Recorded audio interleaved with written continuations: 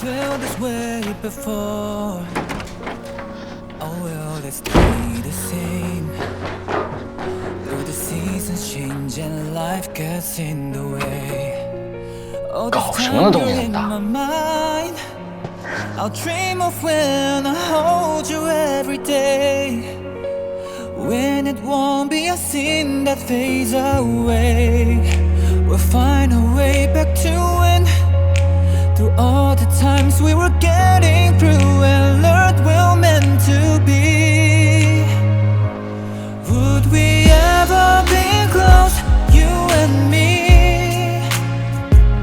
Or wherever you are, whatever you want. Don't hesitate to call me, just let me know. I hope you'll never forget. My heart is only you. Every moment of every day, our love's gonna find a way. Oh, can you feel my heart with you? If you ever wanna know, I have never felt this before.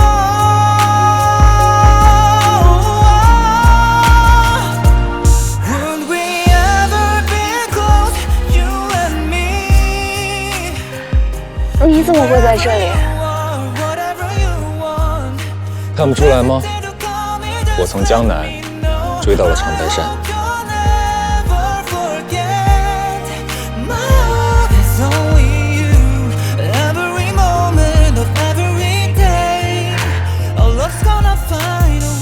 那辛苦了。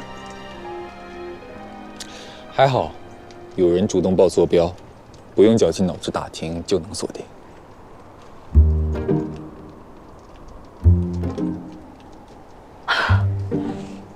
怪不得昨天你说谢谢我，原来是早有预谋。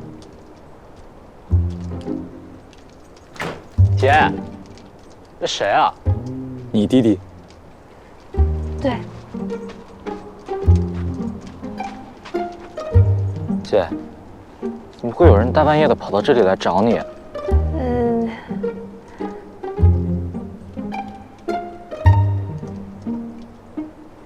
你不是说小胡明天要教我们4个教不动，让我找个新教练吗？这就是我找的教练，现在他来面试的。什么？你这么有效率？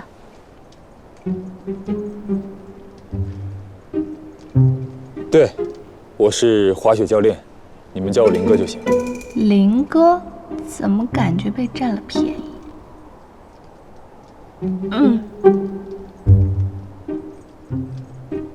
人这是小雪人是什么？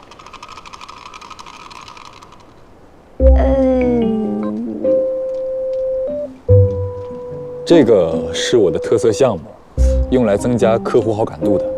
你需要吗？我可以马上给你捏一个。不用不用，谢谢谢谢。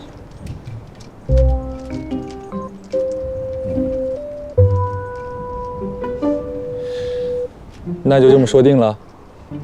明天我来接你们去雪场，大概几点出发？等一下，不对，我只是骗江瑞玩而已，怎么把他弄成真的了？我是不是搬起石头砸自己的脚了？那个面试不合格。也不是。那是件事。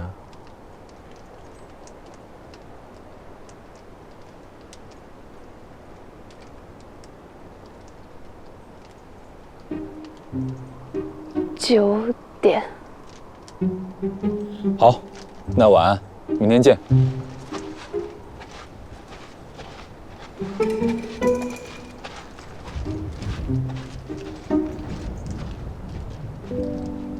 那真的是教练？我总觉得好像不对。哪里不对？教练长那么帅啊！我还以为你要说什么呢。听着也没有东北口音啊，不像本地人。那也许是外地人到这里来谋职呢。哎，你这个小雪人怎么跟你昨天的照片这么像？东北人不都是这种打扮吗？这雪峰顶上有个餐厅，蛮不错的。我们累了可以在那儿喝个咖啡，休息一下，看看风景。好主意。回来了。一入住就迫不及待的出去了，去干嘛了？找了个临时兼职。什么兼职啊？说来听听。教练，教人滑雪。这边时薪多少啊？洛叔，你提醒我了，我忘记谈薪水了。你真以为他去当教练啊？这么说，你连人家父母都见过了？没有，所以明天只是以滑雪教练的身份出现。我早知道你来长白山有目的，只是不想揭穿你，没想到这么没出息。女孩的照片可以给我看看了吧？算了，还是等我有出息吧。不给，雪场就这么点大，要是不小心遇见了，到时候我是什么反应，可就不好说了。根据我学生的水平，我的教学工作主要在中级道附近展开，跟你们高级道选手遇不上。好了，着什么急呢？早晚都能看得见。谁说不是呢？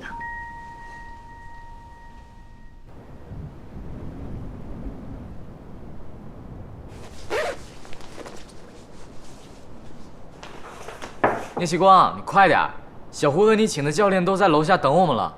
哦，来了。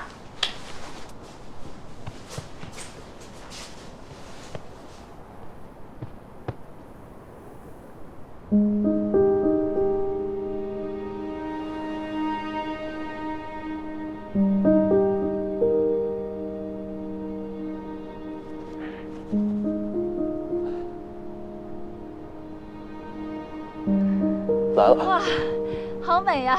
给我拿着吧。好，慢点。我昨天肯定脑子抽了，居然就这么让老妈和林雨森见面。咱大家都吃过早饭了吧？吃了吃了。行，那咱们今天去滑雪，然后咱们3个大人不是都没什么经验吗？咱就先去初级区那边先练一下。哎，你们还找的教练是吧？挺好挺好。早上好。这样我们1对2也更安全一点。我们找的？你姐找的，昨天晚上临时找的，我还以为她通过小胡找的。不是啊，没问我呀。我网上找的，那个微博上。对，微博。其实我不是本地人，过来旅游，顺便接个活。对，我们赶紧走吧。行，那咱先上车吧，咱先去滑雪中心把东西存一下。谢谢啊。知道了，阿姨。我来吧。谢谢。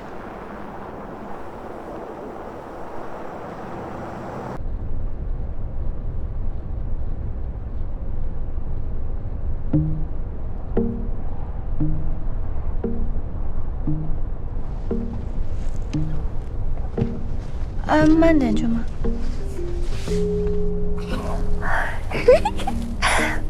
西光，哪儿找个这么帅气的小伙子教练啊？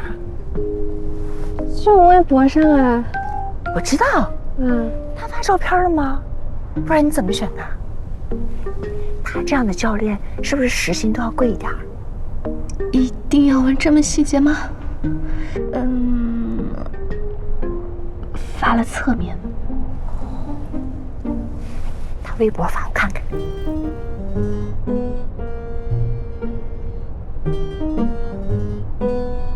舅妈，舅舅在等。我就是问问西光，咱新教练是不是今天都跟着我们？时薪怎么算的？之前在网上跟小聂说好，看教学质量再给钱，教不会就算了。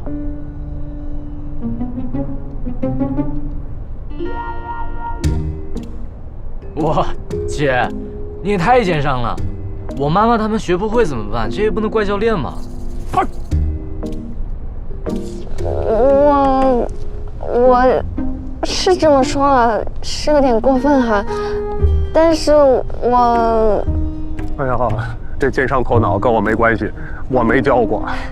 不能这样，还是得按小时算，要不就跟小胡一样吧。对了，教练，怎么称呼你啊？阿姨，您叫我小林就行。小林，好。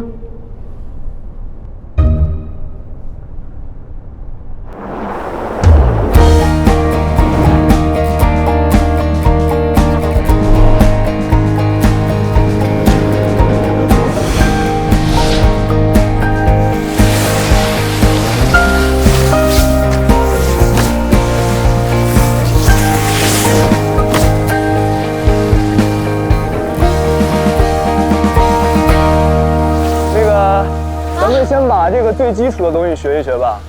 那个叔叔阿姨是第一次滑，入门就由我来教吧。好，小念有基础，就让林教练来吧。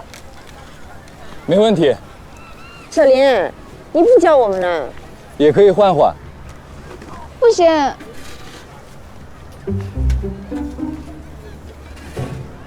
这毕竟是网上找的，我怕他教学经验不足。没事吧？对，我们就让小胡教我们就行了。啊，行，那咱们就先开始吧。咱们的第一课就是先学习如何穿这个雪板。大家看到这个雪板上面有这么一个卡扣。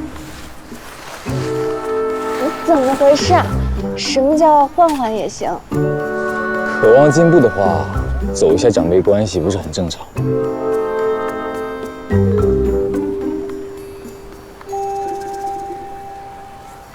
我有个想法啊。你看要不要等一下1个小时之后，你突然说有急事离开，然后从此消失在茫茫雪海？我是被白雪埋葬了吗？当然不是。本来也不是不行，反正教课也没工资。但是阿姨刚刚跟我说要给我算时薪，我舍不得走。小宁，我们也开始吧。你先滑一遍，我看看有没有问题。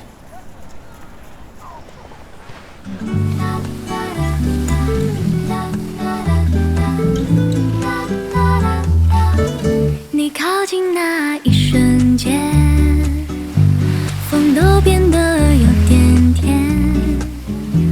我假装在看旁边，其实心思全被你发现。咖啡冷了一点。你今天早上起来小腿是不是有点酸？你怎么知道？你的姿势要调整一下，你在用小腿发力，而且重心有点后倾。你说对，我好像是这样。我有点怕摔，所以重心反而不对了。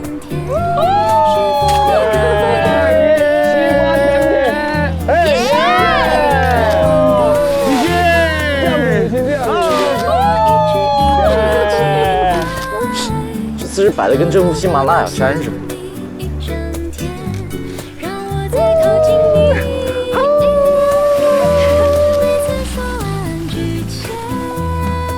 哎，你们看来都不需要我了是吧？那我走了，我自己滑去了。你快走吧，拜拜。有了帅哥就忘了弟弟。我也很帅，真是的。你小心点啊。走吧。咖啡冷了一点点，心跳却越来越明显。你说你喜欢夏天，我只记得你那微笑弧线，偷想你一整天，让我再靠近你一点点。每次说晚安之前，练习你的名字好多遍。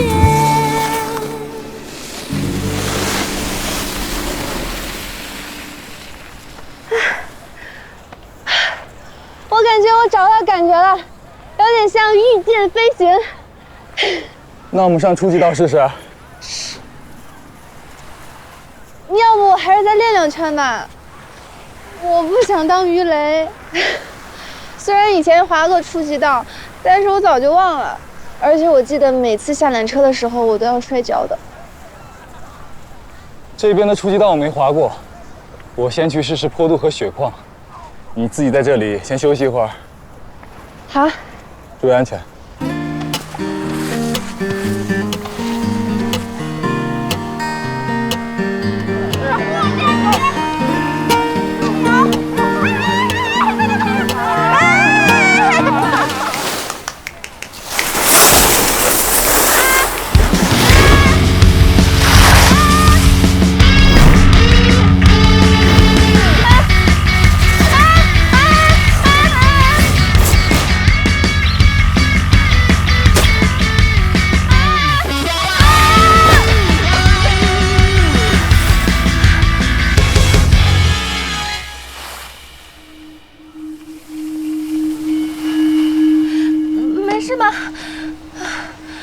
不是说不当鱼雷？我没有撞坏你吧？你撞我就算了，怎么还攻击我？你的质量和刚刚的速度，还不足以把我撞坏。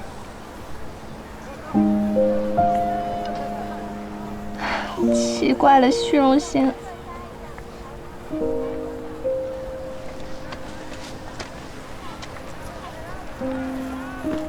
怎么样啊？这边的初级道懂吗？很平缓，你完全可以滑下来。那我们走吧。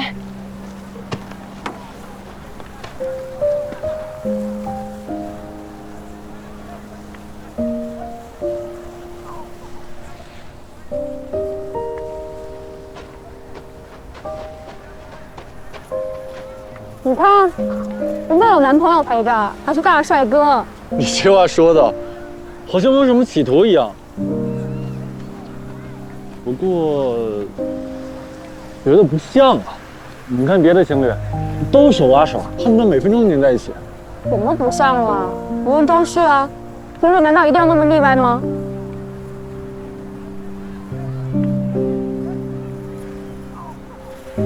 我也不清楚。刚刚接触那瞬间多浪漫啊，简直就是我想象中的画面。可惜，目前我才是能接住你们的人。走了，我们也去初级道练习。走。我去中级道。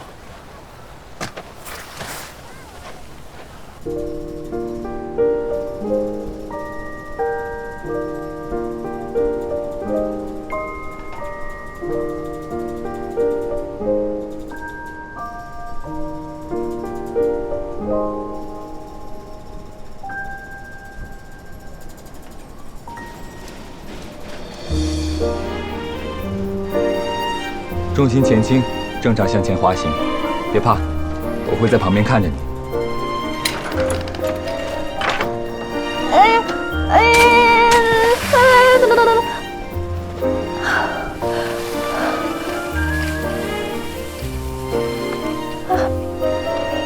等，你看，我就说我下来会摔吧。多练几次就不会了。总不能每次都这样抱着我下来吧？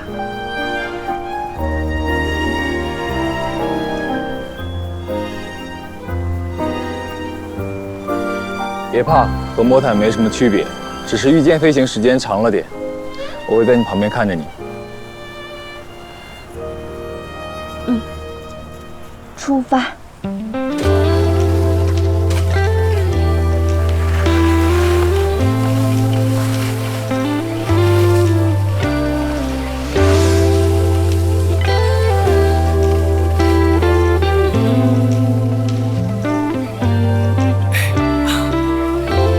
Inside my mind, lost in how you shine. You left your light with mine. I can't get over the way that you leave me be. Don't leave it up to me, oh it ain't hard to see that you're everything I need now. Baby, I don't wanna forget. You are breaking down my walls, and I'm about to risk it all for you and see that. 你别拍，别拍。张润说我滑得像阳澄湖大闸蟹，你笑什么呀？很正常，毕竟都是江苏的。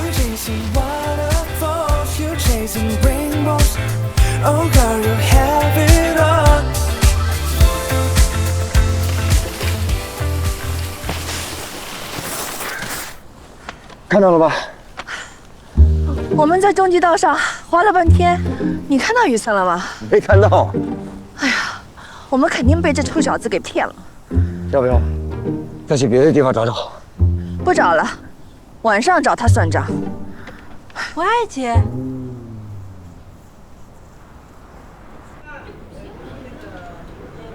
我今天可帅了，已经完全恢复了以前的水平。可惜没有人拍下我的英姿。来，林哥，你给我姐拍了吗？拍了，被他拿过去删了。哦，姐这么霸气的。多吃点肉，少管闲事。我今天累得够呛，明天我可不滑雪了啊。反正拍了照了，你明天还去吗？当然去了，你可别又拉着我去逛什么景点。谁问你啊？不去了，找点轻松的事情做做吧。那明天咱们去看看天池开不开？开的话咱们就过去，不然就去延吉逛逛。行，就这么安排啊。大瑞，明天你跟你姐呢划你们的，我们玩我们的。正好呢，小胡跟我们，小林你跟他们，我们各玩各的，挺好，这样我们也放心。行。哎，对了，小林，你早晨说你也是过来旅游的？对，哦，那你是哪里人啊？我是上海的。上海，那离我们很近啊。我们是南京和无锡的。那真是太巧了，我现在在苏州上班。西光也在苏州啊？这么巧？哦。那你是做什么工作的啊？舅妈，你吃块肉哦，这个比我们那边东北菜馆好吃多了。哦，你尝尝，你尝尝吧。我尝。好，哎，这果汁好喝。你啊，来点果汁，这有果粒的啊。你别老问三问四，你调查户口呢。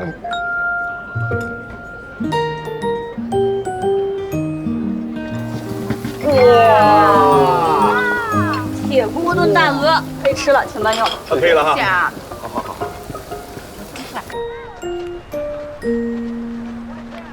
哎伟，那真不错，你去滑吧。啊！哎呀，别了，我都多大岁数了，真是。这跟岁数有什么关系啊？那个冰雕不错，拍张照片。这儿。咱们得留个纪念啊！快去。摆个造型啊！这儿行吗？来，可以，1、2、3，换一个姿势。老陆，啊，你看那个人，谁在里面？臭小子，总算让我逮到了。哎，你慢点。大家多吃点啊，别的地方的豆角真没这口感。这还真是没这么糯啊！来，多吃。好吃。哎，林教练，真的是你呀？你怎么会在这儿呀？你不是说你离开长白山，所以不能当我教练了吗？难不成你是接了别的活？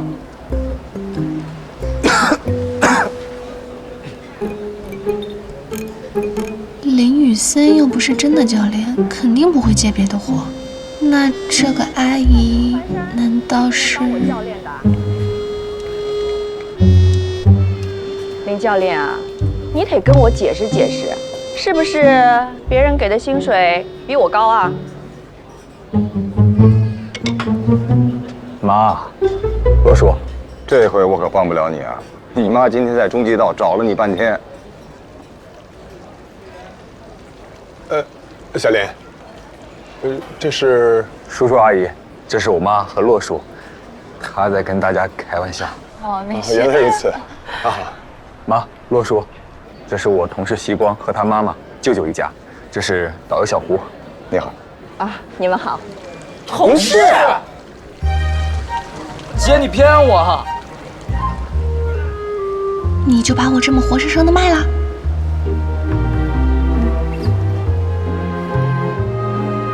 我和家人正好也来长白山度假，巧遇西光，一时起了些开玩笑的心思，还请叔叔阿姨见谅。没事。哎，你们年轻人话头多啊。雨森，那你们慢慢吃，我们就不打扰了啊。盛小姐，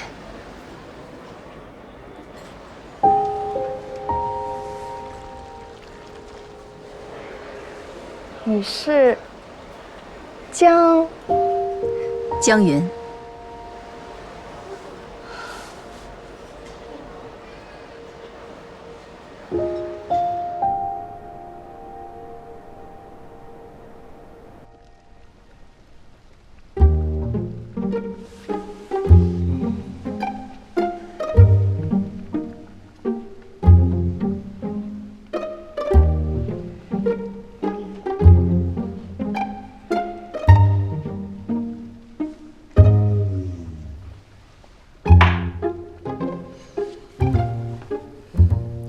你是自己说，还是我们问？说什么啊？就是我上司，然后正好来长白山玩嘛，就开了个玩笑。刚刚吃饭的时候都说了呀。哦，他就是你说的那个上司啊？你知道？哎，我什么都不知道。喜光，我要问你啊，他是不是在追你？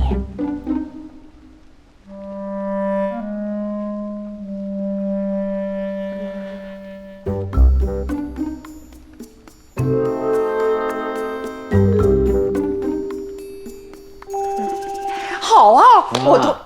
你怎么这样啊？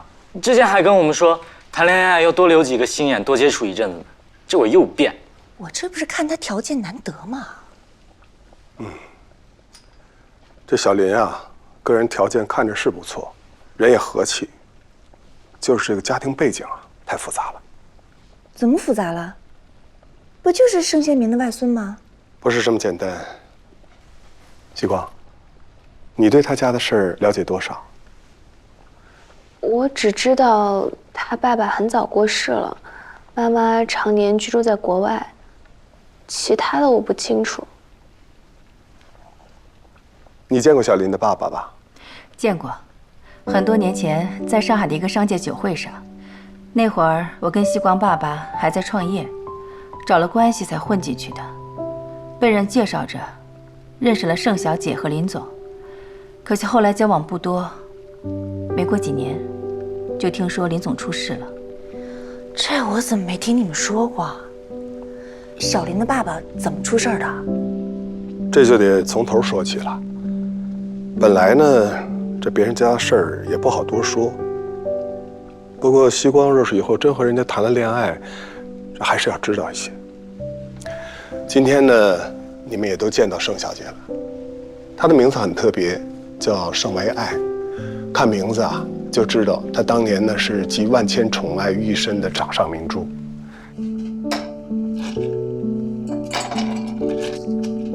我第一次见江云夫妇是在一次酒会上，我跟你爸爸一块儿去的。那时候啊，他们还是个小公司，但是在人群中他们最显眼。聂成远，是叫这个名字吧？是。聂成远这个人长得很出色，但是呢，热情过度，夸夸其谈，我对他印象一般。倒是江云别有一种沉静妥当、不卑不亢的气质。让人一见啊就心生好感。不过后来，聂成远跟你大舅舅交好，跟我们自然就没有什么交集了。没想到，这么多年后，竟然还有这样的缘分。这个女孩我一看就喜欢，眼神清澈又灵气，你要好好把握。只是聂成远跟你大舅舅那边交情深厚，不知道会不会有阻力。江阿姨和聂叔叔离婚了，倒不必担心这个。共苦容易，同甘却难，也不是什么新鲜事儿。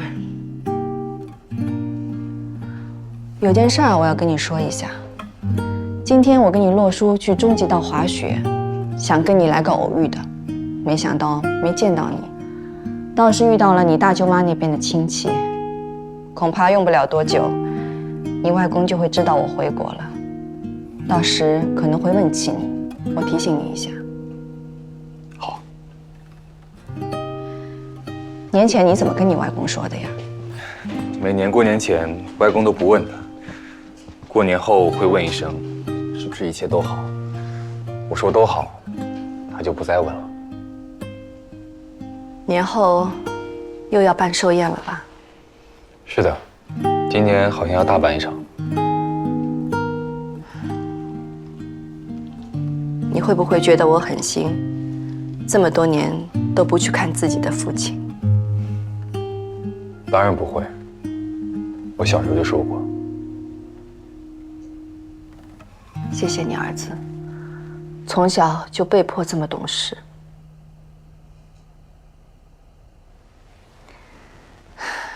你终于也要谈恋爱了，顺利的话，马上就会有自己的小家庭。妈妈悬着的心，终于可以放下了。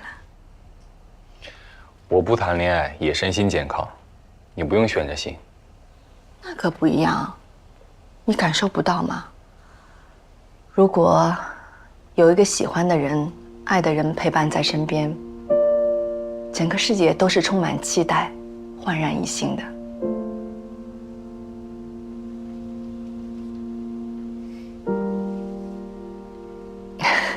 我好像从来没有跟你说过我跟你爸爸年轻时候的故事，想听吗？当然。那时候，其实是我主动追的你爸爸。我知道。你怎么会知道？好像很小很小的时候，爸爸悄悄跟我说过，我有点印象。他悄悄跟你说过呀？那他肯定没有跟你说过。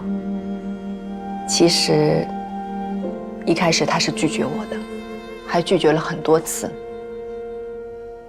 我都快要放弃了。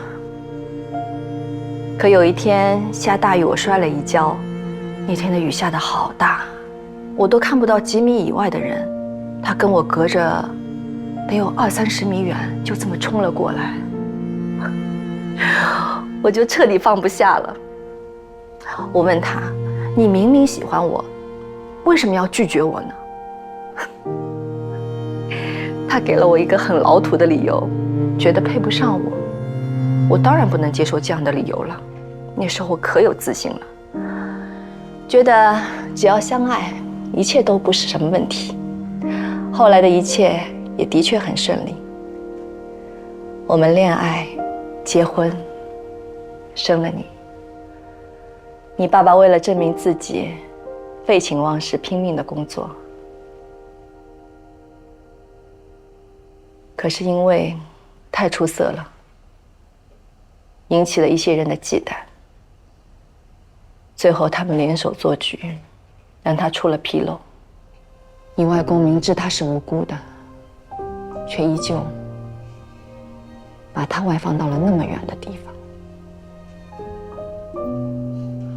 我永远记得，临走之前，你爸爸跟我说，不要生你外公的气，说你外公有苦衷。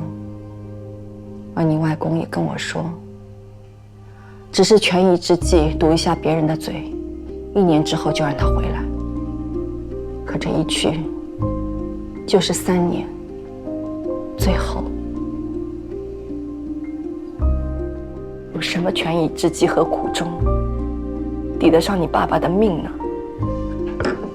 无非是因为你爸爸聪明能干又无私，趁着你舅舅们的贪婪无能罢了。我怪他们，但是我更怪我自己。是我执着非要跟他在一起，是我让他来的深渊。他本来可以有一个美好的人生，他的身体一直那么健康，体检一项异常都没有，一定会长寿的。我改变了他的命运，却没有保护好他，让他年纪轻轻就客死异乡，身边一个人都没有。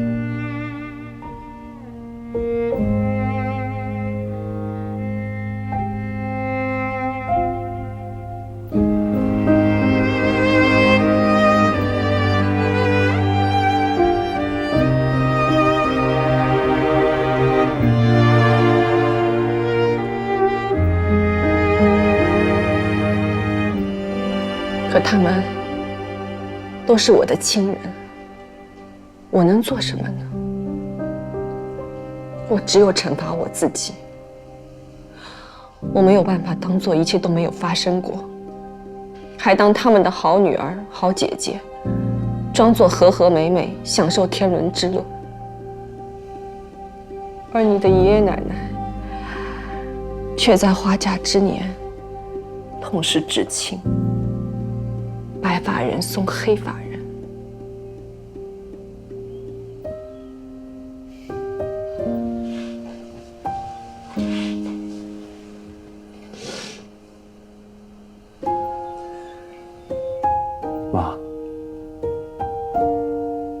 不该把责任都揽在自己身上。起码爷爷奶奶从来没有怪过你。我知道，所以那会儿我想逃避一切，想要带你走，最后还是把你留给了你爷爷奶奶。我也对不起你，我不是一个坚强的母亲。没有，你会每天都给我打电话，打得我都烦了。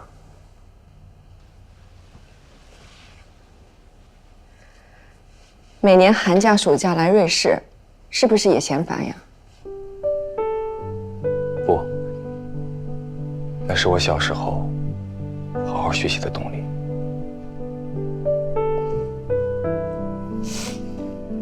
妈妈但愿你永远不要知道那些事情。所以你小时候也没有限制跟你外公来往。现在想想，我是不是又错了？后来你还是知道了，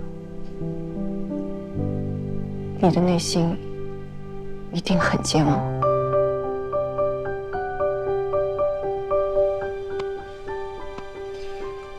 爷爷奶奶也从来没说过。直到去世的时候，你们只是想让我不带着仇怨长大，有个完整的童年。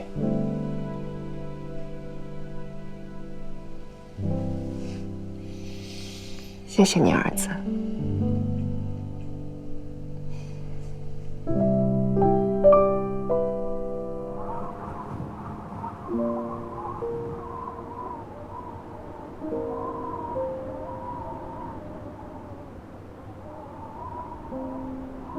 林玉森平时看起来那么豁达洒脱，原来小时候经历了这么多，连妈妈都不在身边。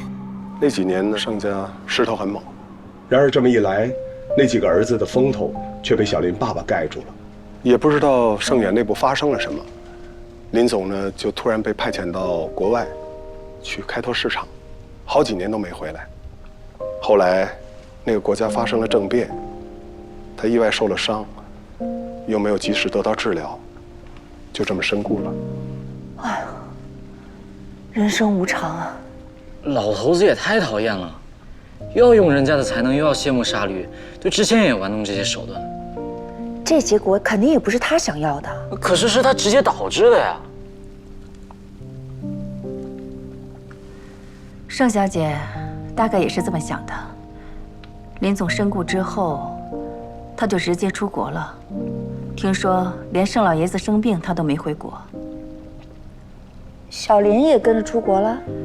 听说留在国内陪爷爷奶奶了。老人家可怜，孩子也可怜。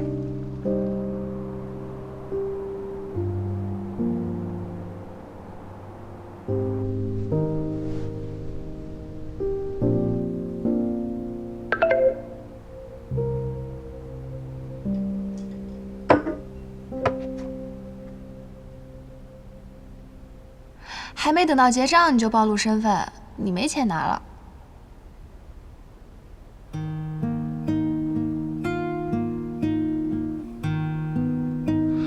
我们面试的时候好像没说不准暴露身份。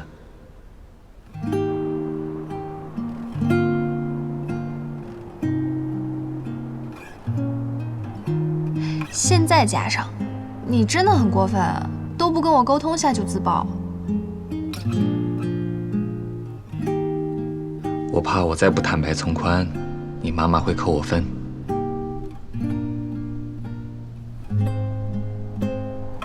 所以你就不顾道友死活？我道友让我上岗当教练的时候，也没通知我。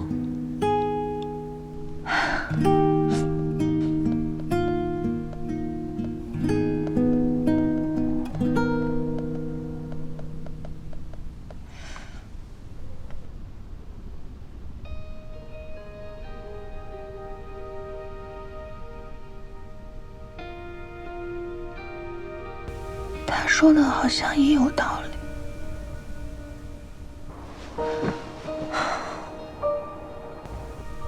什么时候开始，我和他这么不讲道理了？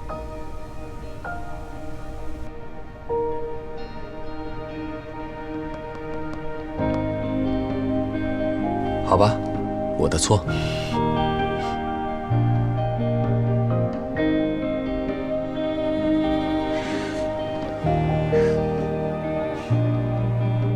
就是嘛，你居然敢反驳我！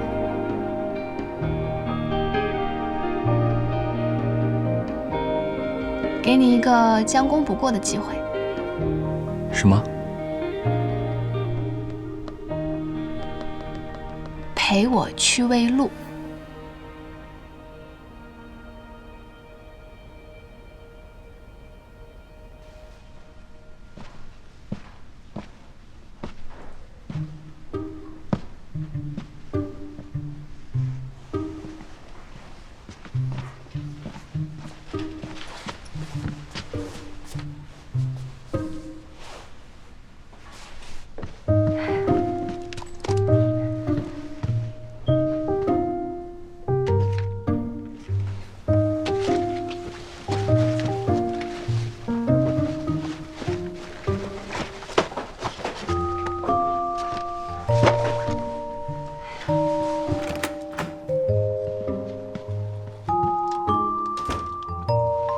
哎，路滑别跑。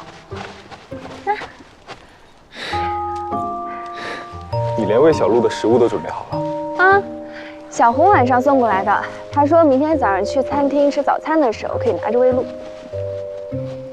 那你拿走了，明早喂什么？还有啊，而且说不定小鹿更想吃宵夜呢。哎，你看，等一下，你好，小鹿是要收回去了吗？对，本来天黑就收了，过年再稍晚一些，你们明天早点来吧。啊，那好吧。他好像想吃夜宵，我们能不能喂一块？行，你们胖子头啊是最馋的了。怎么喂啊？你下。这样。好。对。哎呀，哎呀，哎呀！小心，小心。它的脚好漂亮，这是什么鹿啊？这叫驯鹿。驯鹿。你要再喂一块。这样。对。哎呀，哎呀，哎呀！小心，小心。哎，你摸摸。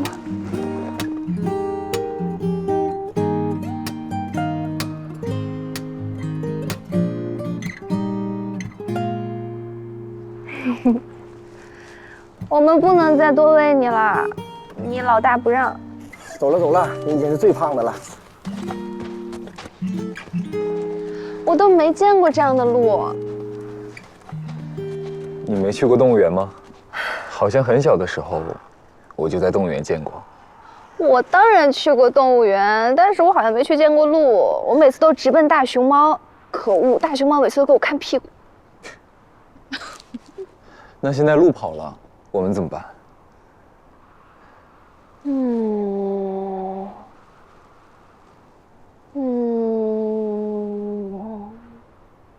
哎呀，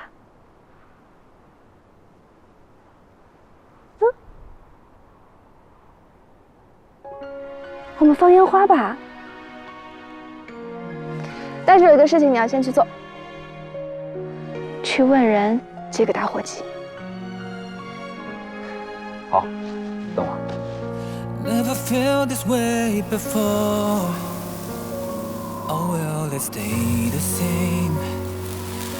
Though the seasons change and life gets in the way. All this time you're in my mind. I'll dream of when I hold you every day. When it won't be a sin that fades away. We'll find a way back to when. Through all the times we were getting through and learned we're meant to be. Would we ever be close, you and me? Wherever you are, whatever you want, don't hesitate to call me, just let me know. I hope you'll never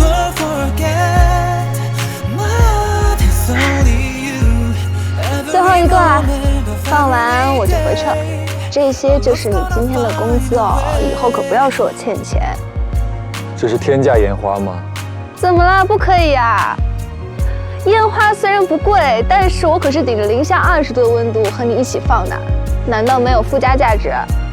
太有了。难道你不开心？开心。那不就好了？快把这个烟花放了吧，我要回去了。走吧，我送你回去。烟花呢？你不放了吗？你不说这是我的工资，当然由我做主。我决定带回去留作纪念。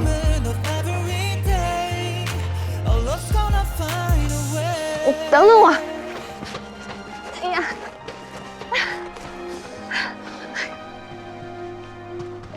我建议还剩下一个烟花，你就把它放了，反正也不能带上飞机，对不对？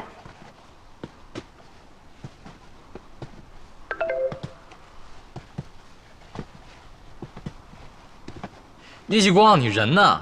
你不会溜出去找那谁了吧？大人的事情你少管。不是，那我的烟花我能管吗？白天骗我的事我还没跟你算账呢，你晚上还偷我烟花，现在出去都不带我了，形势越来越恶劣了。不行，你跟你那个上司说，明天我要向他发起挑战。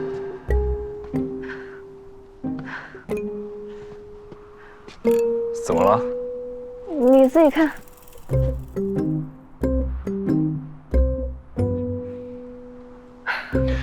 问问他什么挑战？好。他问你什么挑战？果然跟别人跑出去了。追逐赛，明天高级道见。可以，我接线了。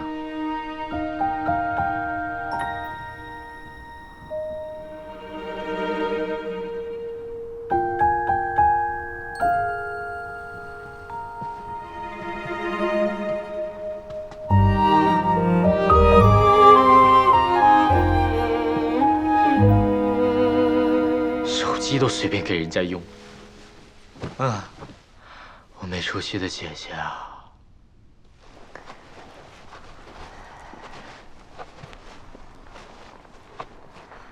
那我回去了。等一下。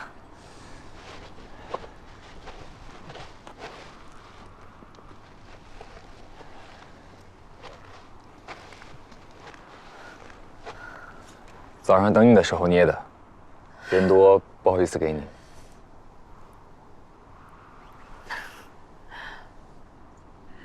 今天是滑雪板，你的手真的很巧哎。可能在精细活上有点天赋。啊。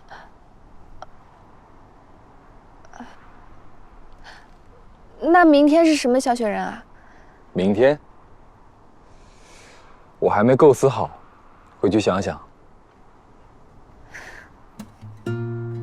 好吧，那明天见。明天见。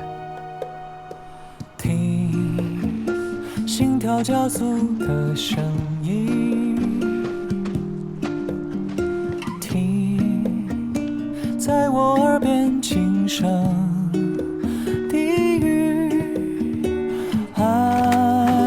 呼吸，多么希望和你就停在这里，看白雪一片片落地，看这城市里灯火亮起。在眼底，多么希望和你就停在这里 ，Just you and me， 仿佛这个世界剩我和你。笑的嘴角就是真理，命运写好的剧情。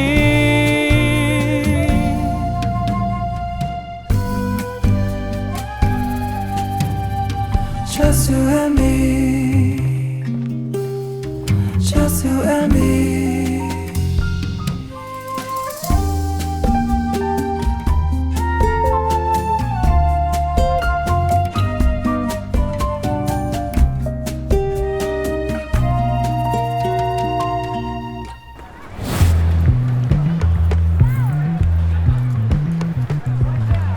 你真的要和林雨森比赛吗？你不觉得这种比赛很中二吗？哪里中二？这叫热血竞速，懂吗？怎么说，林哥，比不比？我都换单板来了，你说呢？嘿嘿。你为什么换单板？哦，双板时速快一些，姜瑞输了肯定不服气。哎，你不要赛前垃圾话，这样说干扰比赛了。哦，抱歉，我以为这是热血的一环。好吧，好吧，你们两个热血吧，我在终点等你们。一起上去吧，上面有咖啡馆，你不去看看雪顶风光？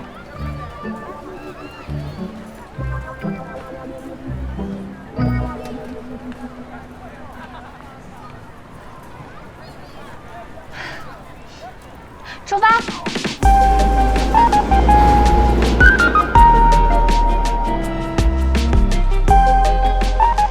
这就是我们要征服的高山。站远点，别让人觉得我们是一起的。姐，我们去那边咖啡馆坐。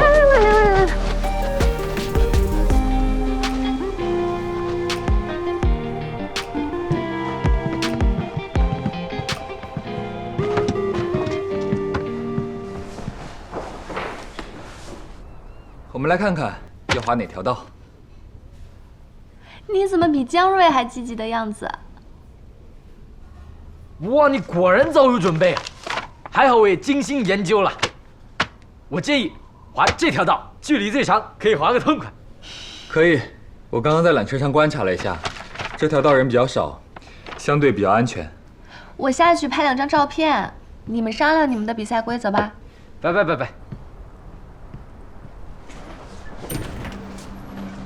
哦。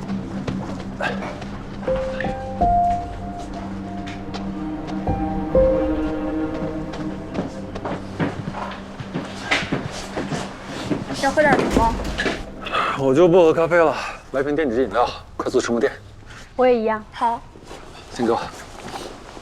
一会儿滑这条的时候呢，到这里一定要减速，注意一下，因为这里有个陡坡，如果不减速的话会很危险。减什么速啊？歘一下下来不就完事儿了？这景色真不错啊！想想怎么下去吧，非要瞄了一眼，大不了坐缆车喽。那就决定了，就滑这条道，先到的赢啊！可以，不过也说好了，安全第一，比赛第二，滑出自己的水平即可，不要为了赢无限提升速度。啊，那当然，我宝贵的生命才刚刚开始呢，才不想去骨科呢。不过要是你输了，就自动放弃追我姐吧。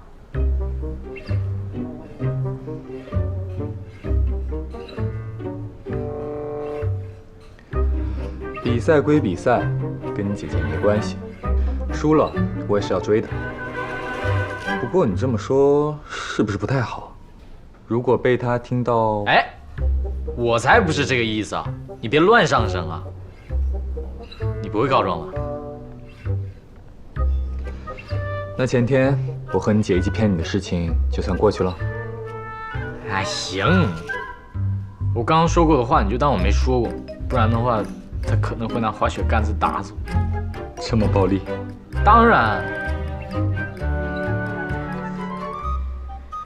然不是，我姐可讲道理了。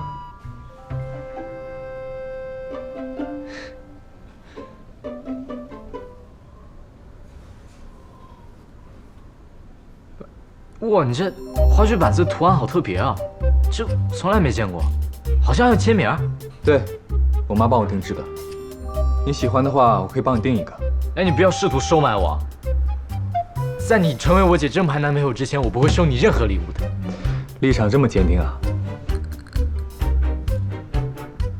就是立场不坚定才不敢收啊。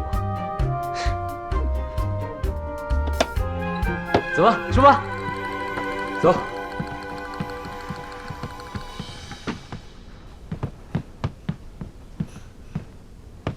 追是什么意思？庄旭不是说她有男朋友？难不成她分手了？现在这个是新的追求者？你看我说什么了？就是不是啊？人家的事情，你一个男生别碎嘴到处说啊。当然不说，我都不认识，关我什么事？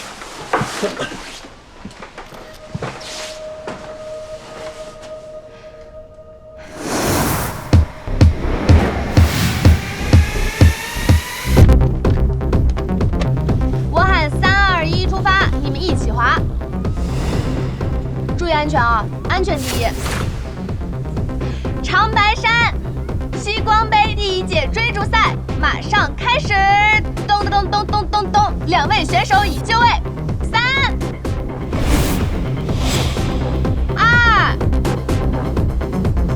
1，出发！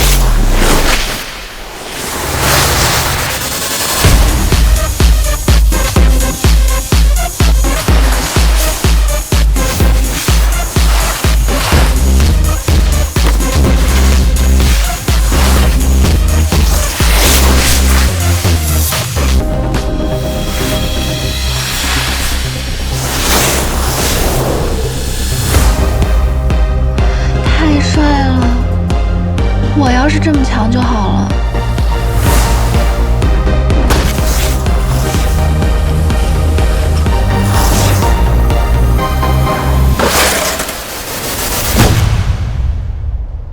林雨3，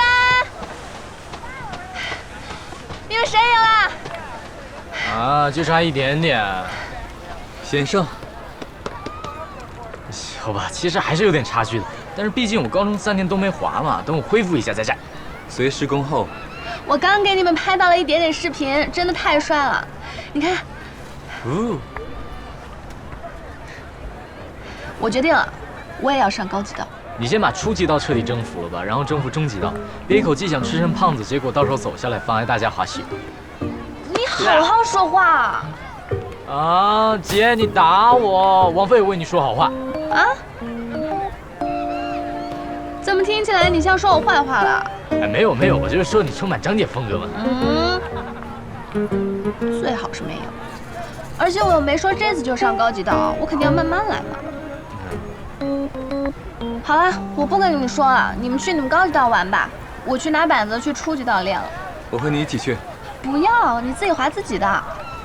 耶，你不会生气了吧？生气你个头！你们有高级道的水平，陪我去滑初级道，肯定没有什么乐趣啊。所以我说分开行动。哦，那的确没什么意思，太缓人又多拉不起速。那就这么决定啦，我们各玩各的，中午集合一起吃午饭。明天我跟你分开滑，今天我还是和你一起。不要。你的心意我领了，但是我的教学计划不能乱。什么教学计划？下午带你上中级道。那好吧。黏糊糊。干嘛？你干嘛呀？神神秘秘的。你这次谈恋爱要有些技巧，懂不懂？不能跟以前似的。等一下，我们还没有谈。啊，我知道，就是说跟男生相处不能太实诚，要有技巧。啊，你恋爱都没谈过，还来教我？呀，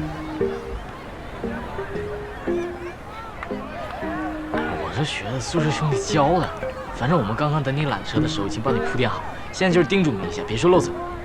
你铺垫什么了？听说非常有用啊。我说，我姐还是第一次这么晚跟一个男生出去玩呢。还有，我姐还是第一次对一个男生这么上心呢。就这样。干嘛？江蕊，我还是第一次打你的头呢。啊？走了。注意安全啊！啊？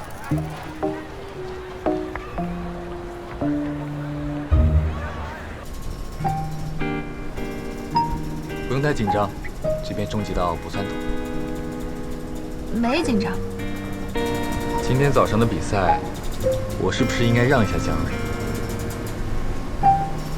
当然不能让了。我对这个倒没什么胜负心。滑在他前面的时候考虑过一瞬，不过一想到你给这个比赛取了名，我就立刻放弃了这个念头。西光杯，我当然不能让。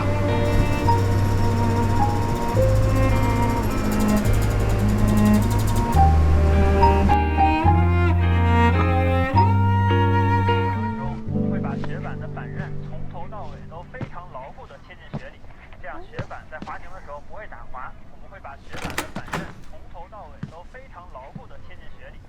哦，回来了吗？舅舅舅妈呢？没跟他们在一起啊。下午跟小莲妈妈喝了茶，聊多了，又吃了个晚饭。那你没说我什么吧？没聊你们，我们就没有自己的话题啦。我们说了说过去的事儿。你刚刚比划什么呢？我在网上看滑雪教学视频呢，自己偷偷努力一下。这是被江瑞传染了。这学滑雪比上班上学还认真。我上班也很认真的，好不好？林雨森给我砸了一大堆活，我都超预期完成。超预期是他说的。行，那你练吧，我洗澡去了啊。哎，别走别走，我正好有工作上的问题要问你。走走走。是这样的。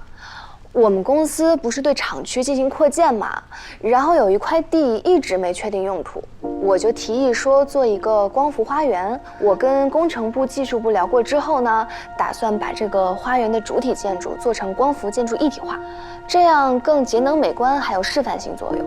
但是技术难度大，预算也比传统方式要高出很多。老妈，你以前是做建筑工程的，有什么省钱又不降低标准的方法可以教我吗？虽然林雨森说会全力支持我，但是我还是想着能省则省。我女儿真的长大了，开始认认真真的做事情了。你和爸爸都有一个毛病，我做一点该做的事情就夸我。我说的是以前的爸爸，这样其实不好，知道不？我没被宠坏，全靠我自己根正苗红。哼。你这不是也挺会夸自己的吗？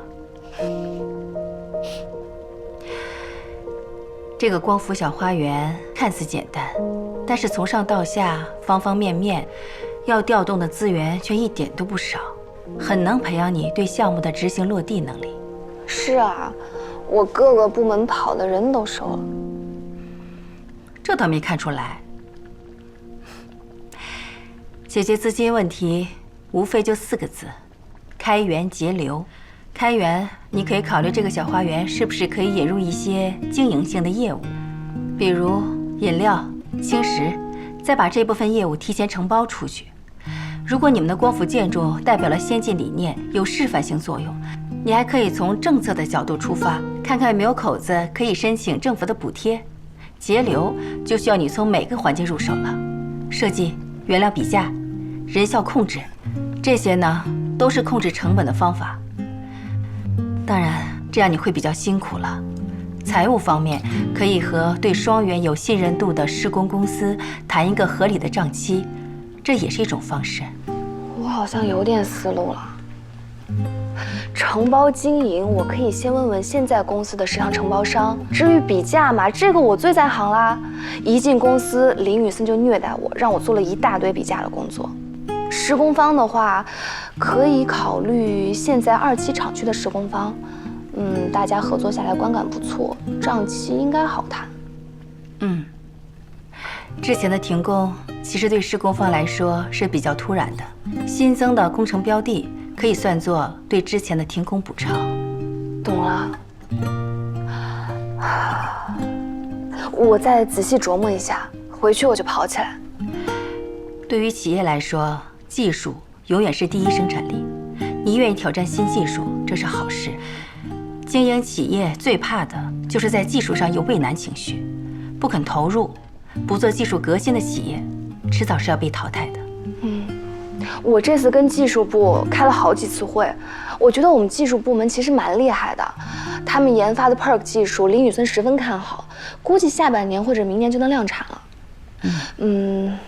还有一件事，也是关于厂区扩建的，我是过年前才知道，原来爸爸那边一直在拖欠工程款项，我知道以后我都尴尬死了。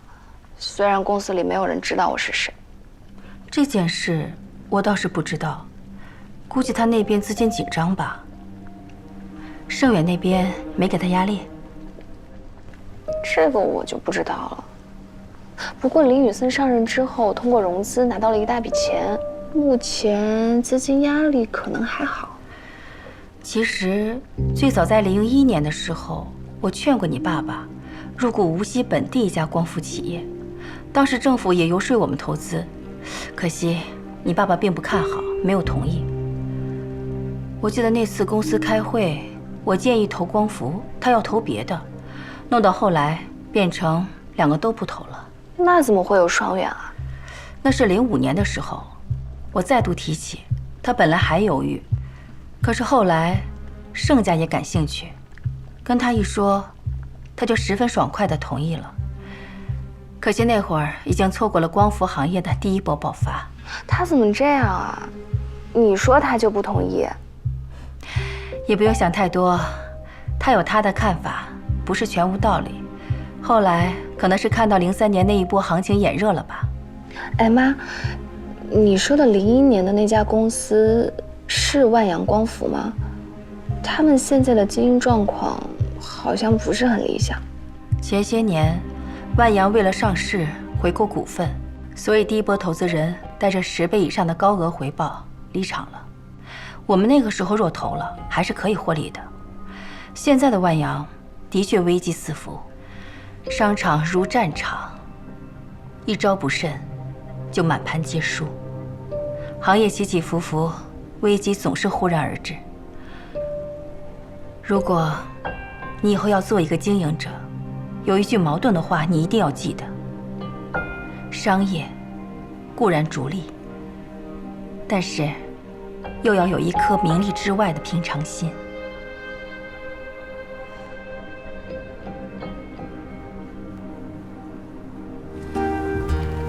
那就按照昨天说好的，我们今天各花各的。可以。现在差不多1点，我们几点集合啊？5点半。差不多5个小时，你划得动吗？哎，你看你谁呢？再说我们后天就要走了，能多划一会儿是一会儿。林哥是不是明天下午就要走？对，明晚飞北京。我妈和洛叔后天要回瑞士。哦。阿姨这么快就回瑞士了吗？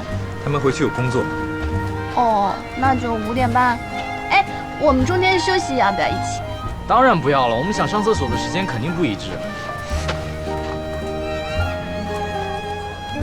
那就这么说好了，晚上请你们吃雪屋火锅。好，吃饭。出发。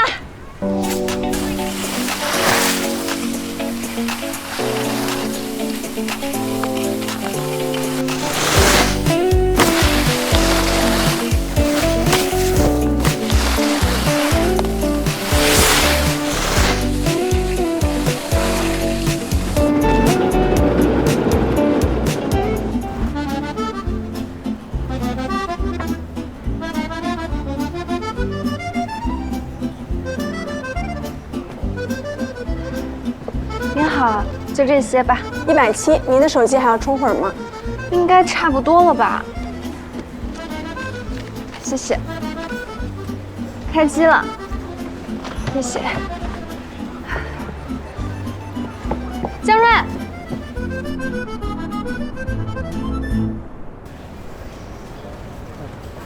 ，2瓶多少钱？3瓶，刚好。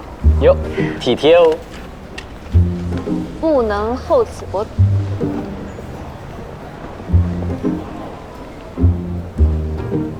我还以为你要滑到最后1秒呢，居然提前下来。我下来上厕所啊。你不要这么大声好不好？哎，你是什么时候下来的？我手机电量低，在山上遇冷直接关机了，我搞不清楚时间，4点多就下来。我买了一些纪念品送人。哦。哎，那林哥呢？应该快下来了吧？他不会迟到的。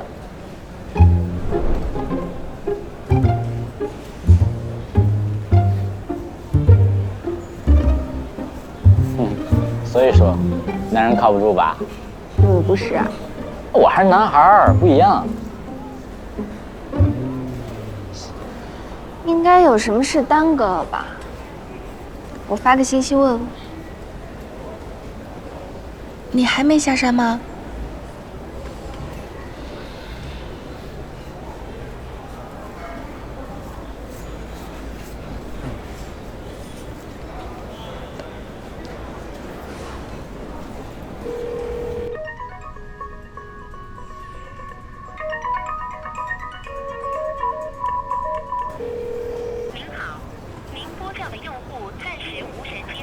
怎么手机都不接啊？应该还在滑，应该没听到声音。他不会这样啊！哎呦，大帅也太倒霉了，还摔了一跤，没几天只能躺着了。哎呦，他只是受了皮外伤。我送他去医务室的时候，听说今天高级赛道出了大事故，救护车都来了，直接送到县医院去了。啊，这么严重？不至于啊，林哥技术还是很好的。技术好也容易出事故，而且他是事故体质，手机也不接。还不行，我们俩去医务室问问吧。您好，请问医务室怎么走啊？啊，一直走，左转就是。谢谢。姐，你慢点。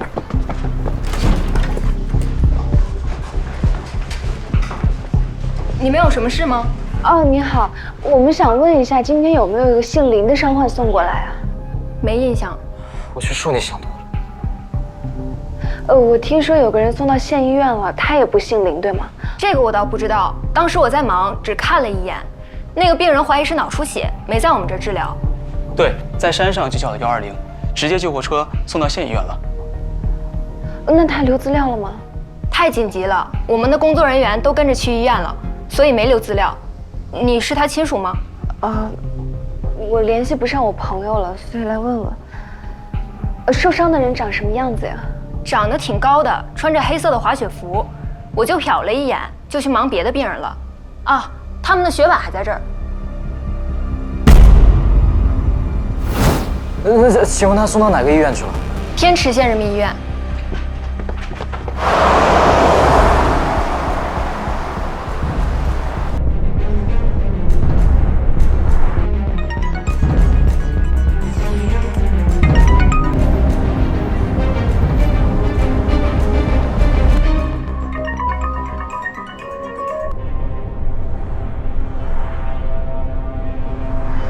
受伤可能不是林哥，我看那边好多副滑雪板，他的手机可能掉在哪里了，所以咱们联系不上。对，我先给我妈打个电话吧。喂，妈，你有盛阿姨的联系方式吧？你能不能给她打个电话问一下林宇森在哪里啊？好，我等你。林哥肯定没事的，他肯定没事。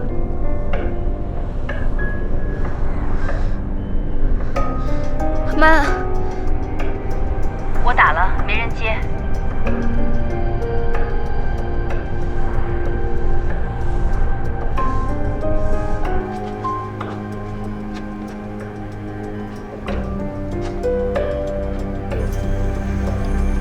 那个渗血完成的不错，可以关颅了。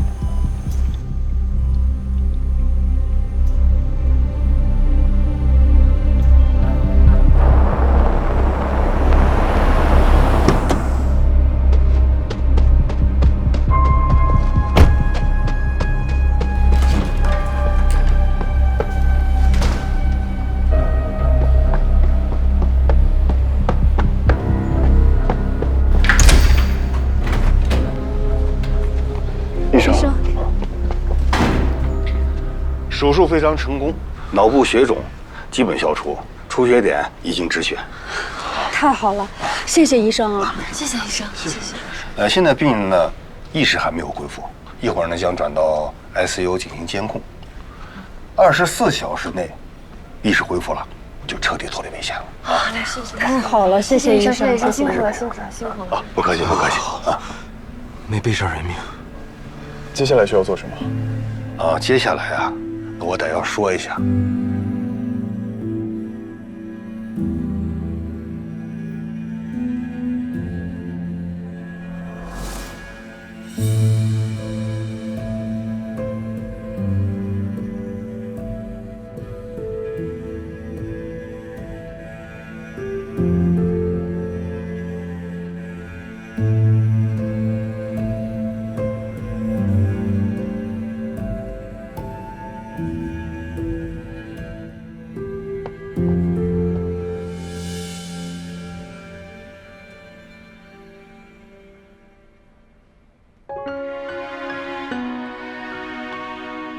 13。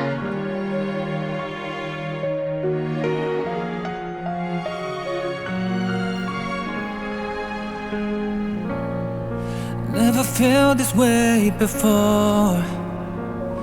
Oh well, let's stay the same. Though the seasons change and life gets in the way. All this time you're in my mind. I'll dream of when I hold you every day. When it won't be a sin that fades away. We'll find a way back to when. Through all the times we were getting through and learned we're meant to be. Would we ever be close, you and me? 你没事？我还以为你出事了。我和江瑞听说有人在高级道受了伤，被送到这儿，你又一直打不通电话。你怎么穿着手术服啊？你跑来这里来找我？我们打你电话没人接啊，然后在滑雪场医务室看到了你的滑雪板，我们吓死了，以为你出了什么大事。还好没事。你怎么在这儿啊？到底怎么回事啊？没事没事。雷医生，哎呀，你们不要一直谢我。其实这次多亏了这位林医生，是他第一时间让救援队叫救护车把患者送到了医院，争取了最宝贵的黄金抢救时间。关于手术，也给了我们很多建议。啊，他还是你们上海的医生。操刀的是你们，我只是提了些建议。谢谢。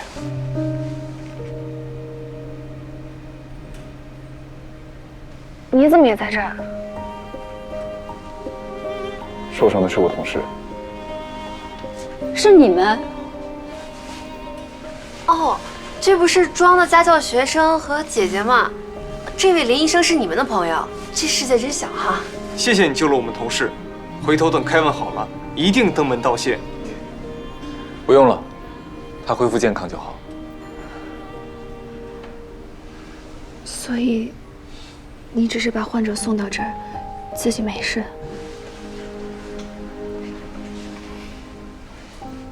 我没事。那就好。雷主任、林医生，你们去换下衣服吧。哦，林医生，刚才我在更衣室换衣服的时候，听到你手机在响。好，我先去换衣服，你们等我一下。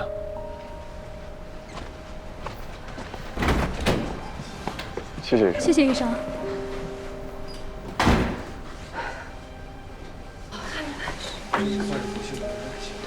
对对对，没事就行。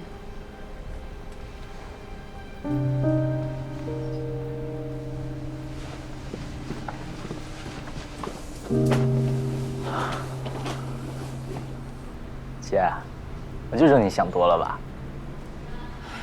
那个滑雪板真的很吓人吗？不过林哥刚刚真的好酷啊，穿着那个手术衣，感觉跟变了个人似的。他以前本来就是很厉害的神经外科医生。干嘛转啊？做手术多帅啊！但不过他也真是的，也不跟你打个电话。哦，你电话没电了。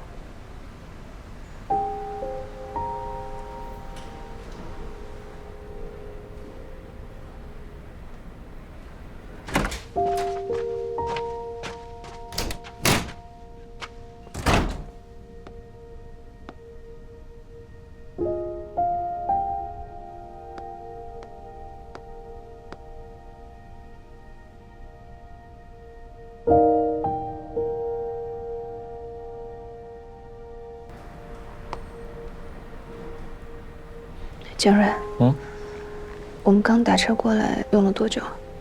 司机没带我们走高速50分钟吧？怎么了？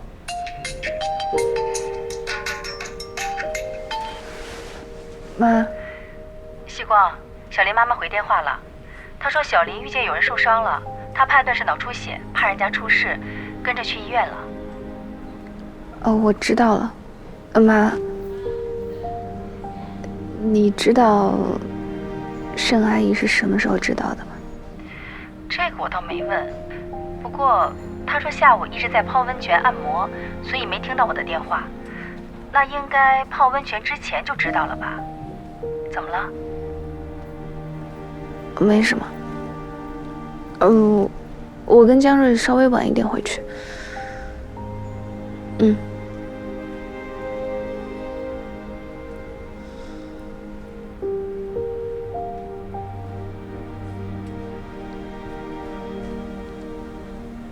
我们去外面等吧。哦。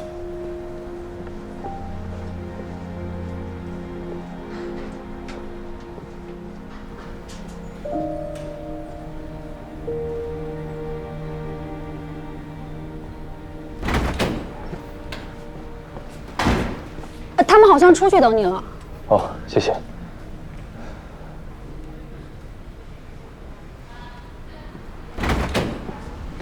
林医生，林医生，等一下，我刚才跟廖主任打了个电话，你跟他也说几句啊。好。来，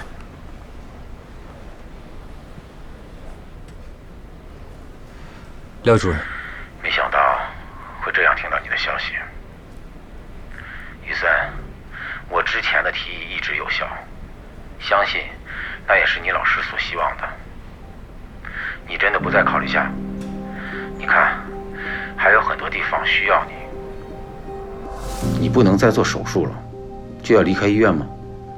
你还有经验，还有知识，你不能浪费这么多年所学的一切啊！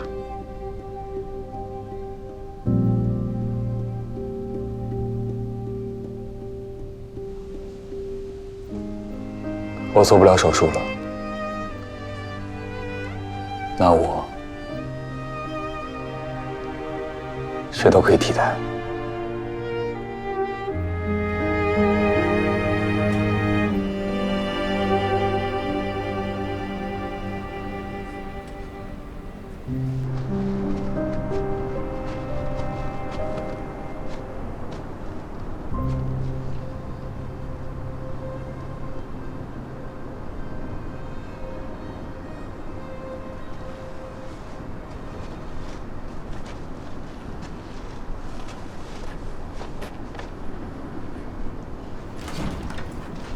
林哥，你总算出来了。我姐不知道为什么非要来外面等，咱们赶紧找个地方去吃饭吧，我要饿死了。啊，我的雪屋火锅。好。对面有家火锅店，我们到对面坐下说。行行行，热的就好。等一下，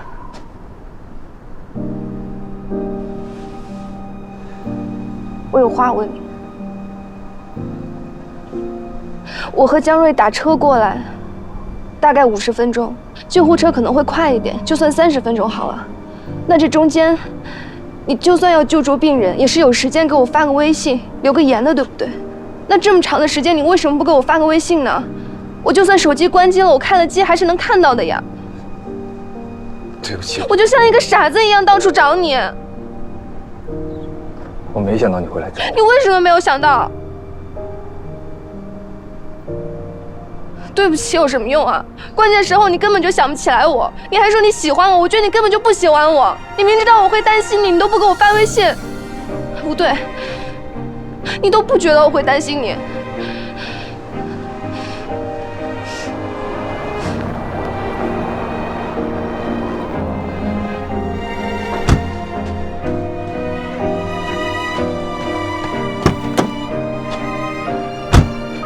林哥，你完了！我第一次见我姐这么大气，这次是真的。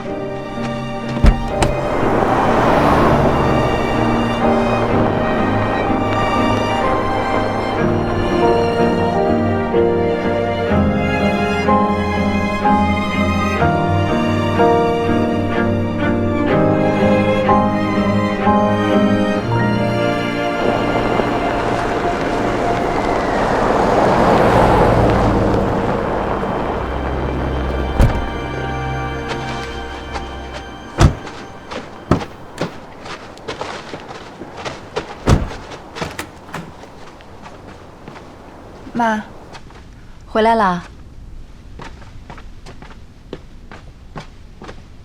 哎，到底发生什么事了？他这是怎么了？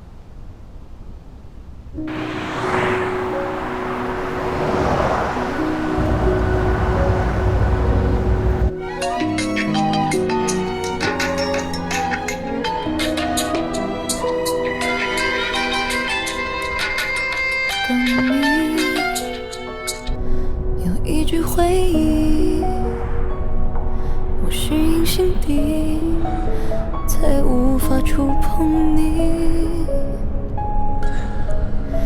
不管